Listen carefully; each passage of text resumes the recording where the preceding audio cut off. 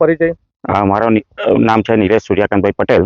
બીજું કે આ જમીન મારા કાકાના દીકરાની છે, વિક્રમ અંબાલાલ પટેલ, અને આ જમીન હું ખેતી કરું છું.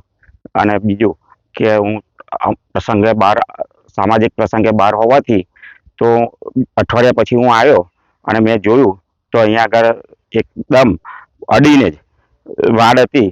વાડ અડીને ખોદકામ કર્યું છે, માટીની ચોરી થઈ છે અને ઘણી માટીની ચોરી થઈ છે. રાત્રે રાત્રે જ કામ થતું હતું એવું જાણવા મળ્યું. એ જાણવા મળ્યું એટલે મેં કમરા ગ્રામ પંચાયતમાં ગયો. ગ્રામ પંચાયતમાં એવું કહ્યું કે નડિયાદ હવે મહાનગરપાલિકા થઈ ગઈ છે, તો ત્યાં જાણ કરો. ત્યાં આગળ જાણ કરવા અને બીજું ખાણ ખનીજ વિભાગને પણ જાણ કરી છે.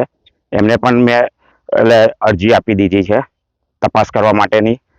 બીજું કે આ જમીન જો હું અત્યારે અટકાવું નહીં તો મારે અહીંયા આગળ ધોવાણ થાય અને ભવિષ્યમાં મારી જમીન ધોવાઈ જાય. અને મારી ટોટલી બોર્ડરે એ થાય છે, ખોદકામ કર્યું છે અને હજુ કામ ચાલુ છે. આજની તારીખમાં રાત્રે રાત્રે કામ ચાલુ છે. કેટલું ખોદકામ કર્યું? લગભગ ઓવરઓલ જોવા જાવ તો 30 થી 40 ફૂટની ડીપમાં ખોદ્યું છે. અને ઊંડાઈમાં ખોદી નાખ્યું? હા, ઊંડાઈમાં ખોદ્યું છે. એ કોઈ જાણકારી મળી નથી. તો તમારું આ ખેતર છે અને અડીને? હા, અડીને જ. અને વાડે પણ તોડી નાખી છે એમને. તમે શું પકવો છો? અહીંયા આગળ અત્યારે ઘઉં પકવું છું અને ખેતી 12 માસ ચાલુ છે. 12 માસ ચાલુ હોય છે. કોને કર્યું, શું કર્યું જાણવા મળ્યું? ના, એ જાણવા નથી મળ્યું.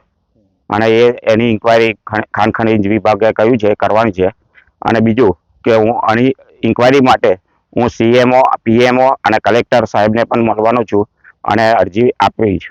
માંગ શું છે તમારી? મારી માંગ છે કે બસ કે આ જમીનને જે ધાર છે મારી બોર્ડર એ કરી દે અને જે મારું ધોવાણ ના થાય એ જ મારી ઈચ્છા છે. એટલે અત્યારે ધારો કે કશું ના કરતા તમારી જમીન ધોવાઈ જાય? હા, મારી જમીન ટોટલી ધોવાઈ જાય. ખેતી જે કરો છો એ બધી બંધ થઈ જાય મારે. અને આ જમીન છે સ્ટાર કેમિકલ્સ ની જોડેની અડીને જ આવેલી છે અને કમરા ગ્રામ પંચાયતના ચરાવની માટી ચોરી થાય છે. એટલે સરકારી જમીન? હા, સરકારી જમીન છે. તમારા ખેતરની બાજુમાં સરકારી જમીન ચરો છે કમરા ગ્રામ પંચાયતનો.